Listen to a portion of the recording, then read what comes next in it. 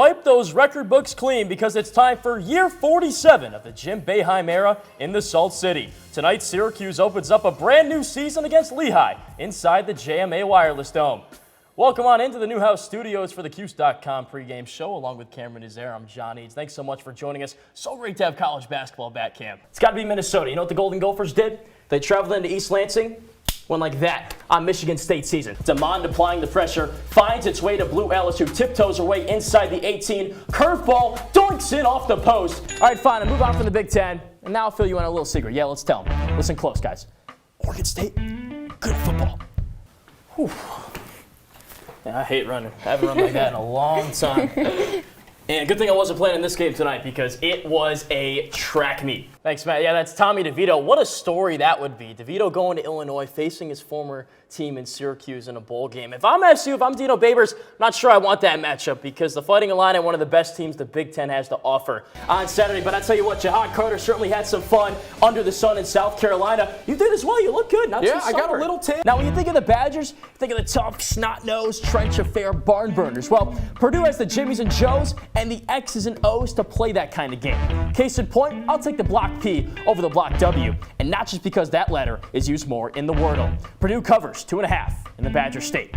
On the women's side, Syracuse was busy last week despite the holidays. The Orange entered Turkey Week with a perfect 4-0 record and plenty of blowouts on their resume, but it all wasn't biscuits and gravy for the Cuse last week. All right, from a big player to a small player, here's De'Asia Fair. All 5'6", but has the moves to back it up. Big-time three-pointer against Binghamton here. May I have this dance, please? Thank you so much. Give me some real estate. You're going to regret you did. De'Asia Fair with the triple. She's unbelievable. They most certainly did, and now they're inside the top 10, one of the hottest teams in college basketball. Who's on their way down? North Carolina. They came into this tournament the #1 team in the nation. They come out of it the number 18 team in the nation. Let's go from offense to defense, but stay in Death Valley. How about Jahad Carter? Marlo Wax, Deuce Chestnut forced a fumble. Carter's got it, and he's off to the races. Giddy up, baby. 90 yards to the house. Scoop and score. That gave Syracuse a lead. One they would relinquish, but a great play nonetheless. Another team that really has had some issues with quarterback this season. Maybe not anymore, though. Notre Dame. The offense been really up and down this year. We've seen phone calls from Tommy Rees in the OC booth telling the quarterback Drew Pine to figure his stuff out. This is a bet I'm willing to put my bottom Benjamin on, so here we go. Minnesota rolling into a cold date with number 16 Penn State. Sonny Dykes did it at SMU. He's now doing it at TCU. 4 straight wins over ranked teams. All respect to Willie Fritz and Tulane, but if you play NCAA 14, anybody can go 7-0 at Tulane. So Ian Unsworth, your winner of the Juicer and comeback effort, second week in a row. We're now 2-0 in the Juicer. Tough day at the office for DJ Uiagalelei. He airmails his intended target on this pass. Jason Simmons pogo sticks for the pick. First INC of the season for the DB. With that, we welcome you into our Newhouse Studios for the ACC Network Extra Halftime Report. Along with Jared Johnston, I'm John Eads. Nice and dry here in the studio, not having to deal with that precipitation. Hey, thanks, Tiger. Really jealous of your name, by the way. Syracuse football seeking bowl eligibility for the first time since 2018. 18 points for Edwards in this matchup. You know who was in front of him? Who was it? JG3 with 19 points. What did he do in the second half to get going? Coming up on No Pulp, LSU did its best Sherlock Holmes impression on Saturday. The Tigers exposed 7th-ranked Ole Miss in Death Valley, but can Brian Kelly and company actually compete against the SEC's elite? Emeka, who cares? They haven't played anybody. I'm going Chuck Sizzle. Cook that baby medium rare. He's the top wide receiver in the nation. Week after week after week, nobody can cover this guy. All right, we finished up our thankfuls. We finished up Thanksgiving dinner. Now we go to the next day, which is, of course, Black Friday. Personally, my girlfriend tells me I need some more fun socks, so I'll be on the prowl for those. Chloe, what are you on the prowl for what Syracuse needs to improve going forward and into next year? Well, this guy will be a draft prospect, and I'll give you a hint. It's prime time, baby. Deion Sanders' son, Shedeur Sanders, as you probably could guess, plays for his dad down at Jackson State. Conti a forward, so you would expect her to kind of be at the top of the team in terms of scoring. How about McKenna Morris? She's a defender for this team, but she loves to get involved in the attack as well. Well, Chloe, you mentioned it. Here we go again. It just seems like week after week, Syracuse does a couple of things well. The next week, they can't put it all together. This week, the offense was good, but the Orange have a lot of self-inflicted wounds and a lot of miscues, and that's kind of their demise in this loss. Elimination game potentially for the Big 12 championship. Oh, give me that. He doesn't need two hands, one hand, all that's needed for Cade Warner. 4 different goal scorers for Syracuse in its last 3 games, all coming in the ACC tournament. 2 goals against Clemson in the first half of the ACC championship. So SU regarded kind of as a first half team. We'll see what adjustments, if they make those adjustments in the second half. Coach McIntyre might be listening to you.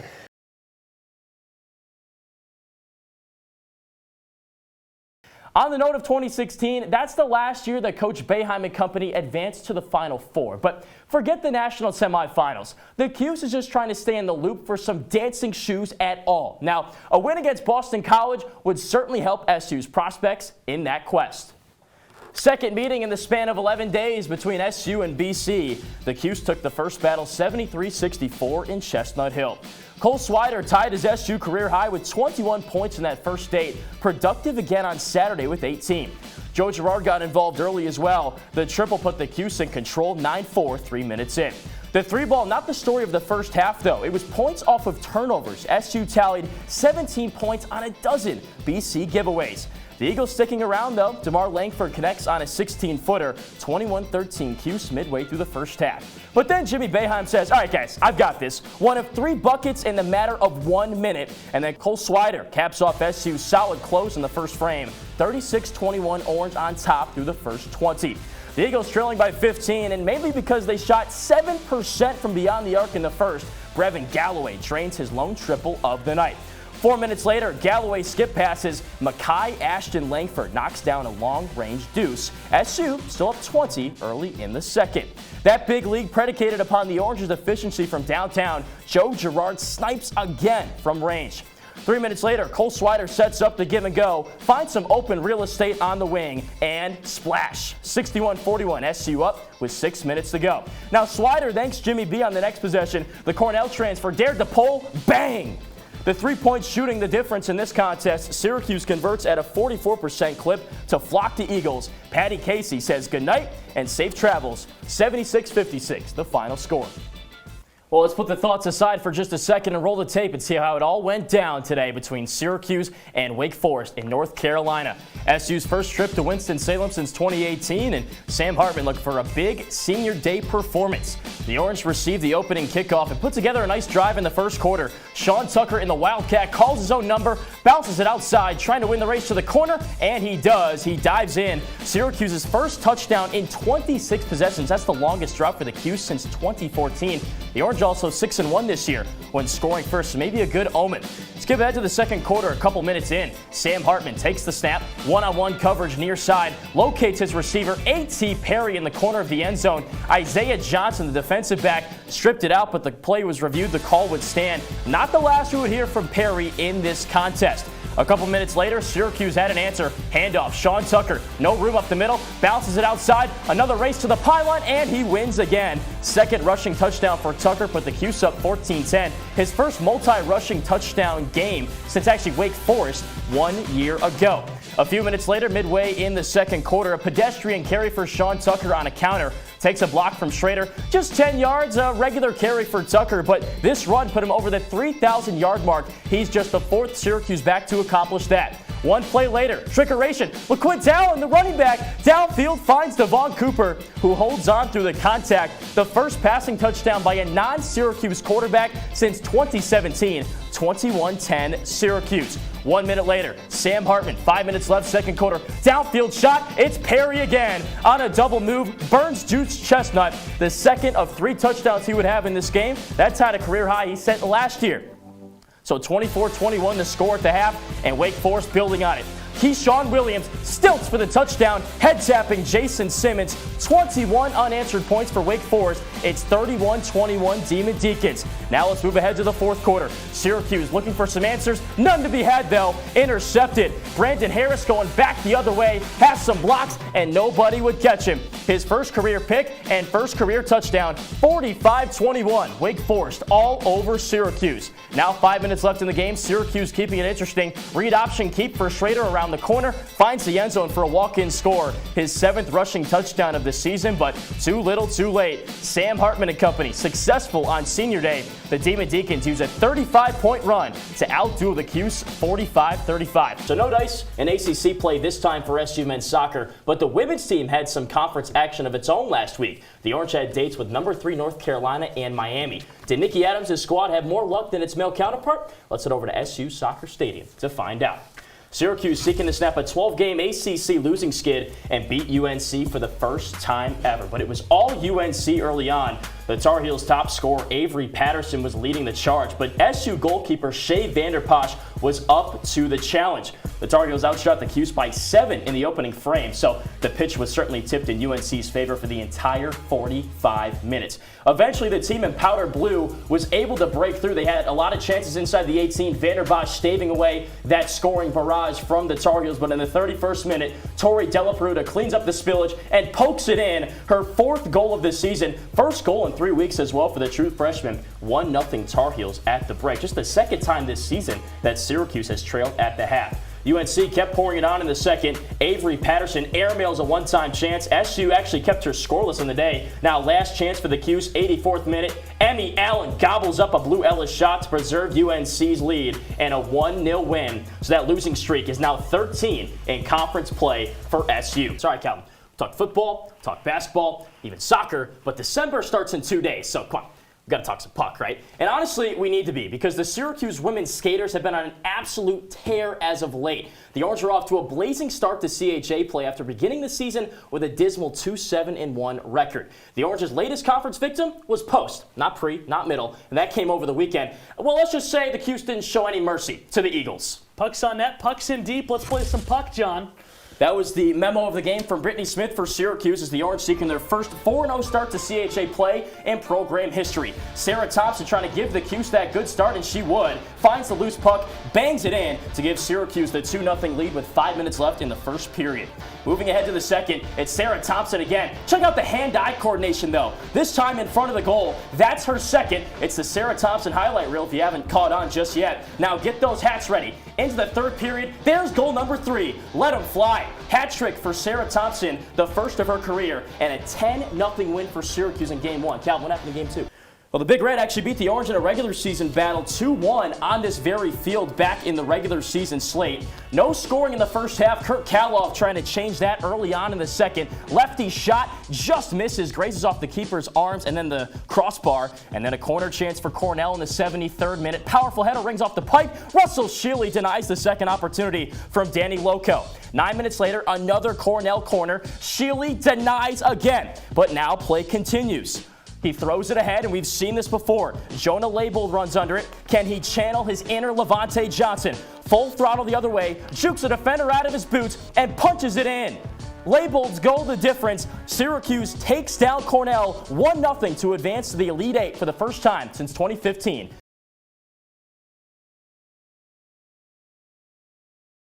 Well, the self-inflicted wounds hurt Syracuse this entire contest, and hey, so did Sam Hartman, Wake Forest quarterback. Easy pick today for our Orange Press Pass player of the game. Let me read you his resume from today. 331 passing yards, 4 touchdowns, 70% completion percentage on senior day. A great way to encapsulate what's been a very successful career for Hartman. He's second in the ACC, its entire history, for touchdowns responsible for, past Lamar Jackson. When you do that, you're a pretty good football player. Also, talked about it before, his 20th career 300-yard passing game today. Nobody in ACC history has ever accomplished that. I'll sum everything I've just set up in one sentence. Minnesota can run the darn football. Penn State can't stop a team that can run the darn football. Minnesota waltzes into Happy Valley and pulls off its first win there since 2003. Gophers money line, run it out. So those are a couple of the players you got to keep an eye on in terms of newcomers, a couple of freshmen for this team. But don't forget about the veterans as well, because Syracuse has 2 guys, Joe Girard, Jesse Edwards. We talked about Jesse a little bit. Joe Girard transitioning from the point guard role to the shooting guard role. He averaged 16 points per game in SU's first 2 exhibition games. And for more on that transition, we go to Jack Gordon.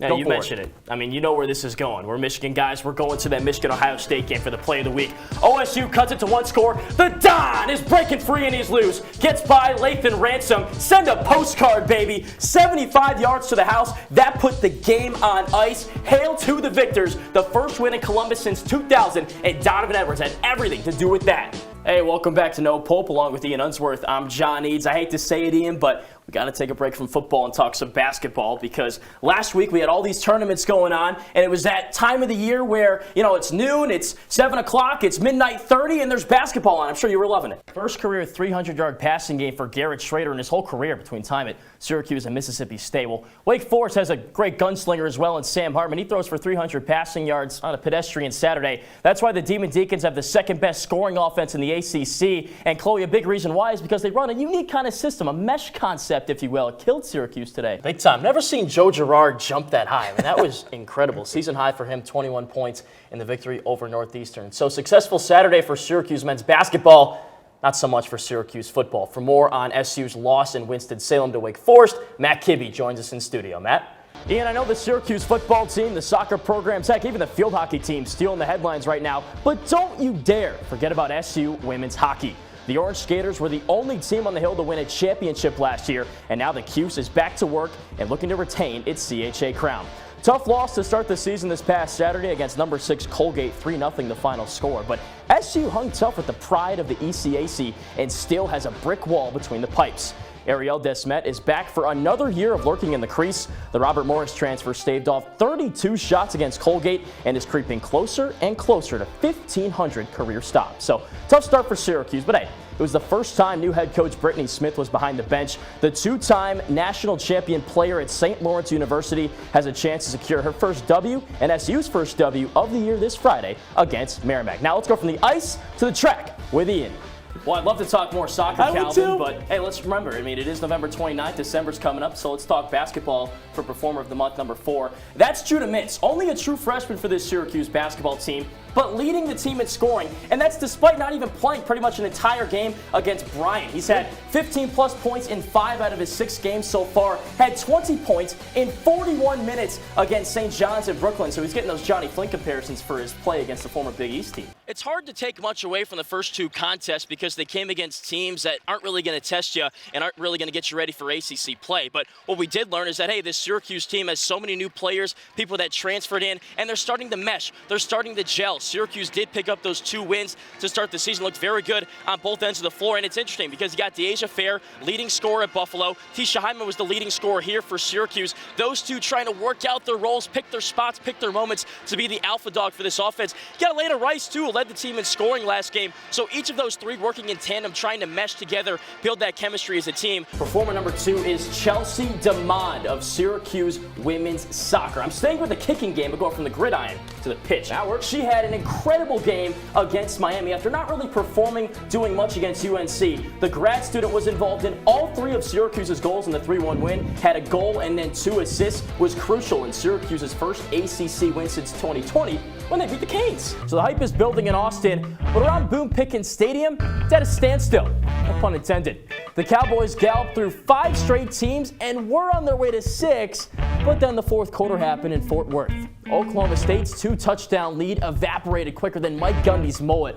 R.I.P. So this might be a Saturday where you think, okay, State just throws in its hand and folds, but that just doesn't happen when Texas is up on the schedule. Each of the last 5 matchups have been decided by 8 points or less. So go Pokes, yeehaw, $10 on Oklahoma State to cover, 6.5, horns down. Hello, welcome into the college football classroom, or as we like to call it, No Pope. Along with my offensive coordinator, Ian Unsworth, I'm John Eads. Hey, we're over halfway through the month of October, which means everything is heating up in college football. And Ian, I got to tell you, a team that's really feeling the heat this weekend would be Ole Miss. Well, big reason why Syracuse is one of the best teams in the ACC, actually the best because they won the tournament. And into this second-round matchup against Penn today, the Orange have a unique formation they've been running all season, which might be the secret weapon to SU's top 6 nationally ranked defense. And for more on that, we go to Sammy St. Jean, who joins us in studio.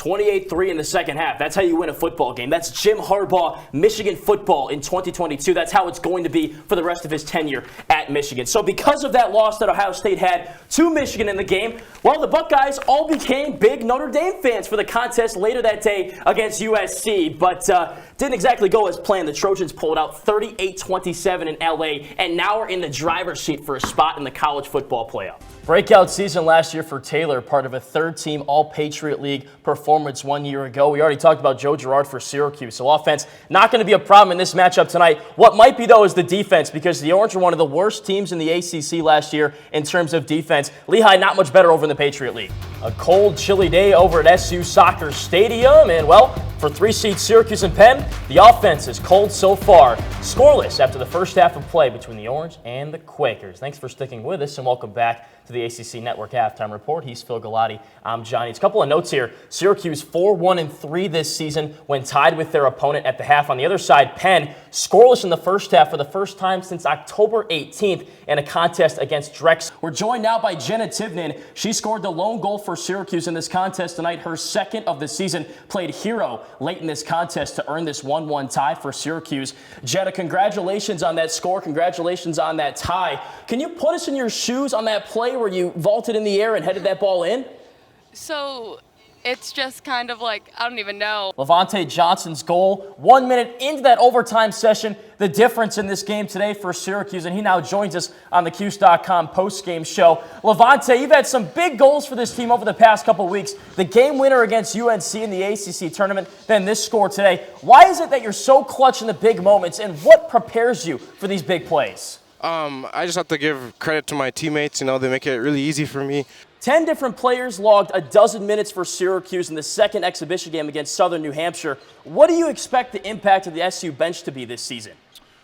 Well, it could be great. You have a lot of freshmen. Dean, Syracuse is one of the hottest teams in college soccer right now, winning the ACC tournament, ripping off a big win streak. On the other side, Penn won the Ivy League and had a chance to already play an NCAA tournament game in a win over Rutgers in the first round. How big of a factor will that time off play, if any, today for SU? Well, I think it's, you know, the good side of it is if you've got injuries or knocks and, you know, bruises, guys can. The team of destiny continues. Hashtag dare to dream. Syracuse dreaming of a national title. It's still on the line. It's still a possibility. They got 14-seed Cornell next. That's all for Phil Galati and myself, John Eads. Thanks so much for joining us. Have a great night. Happy holidays, everybody.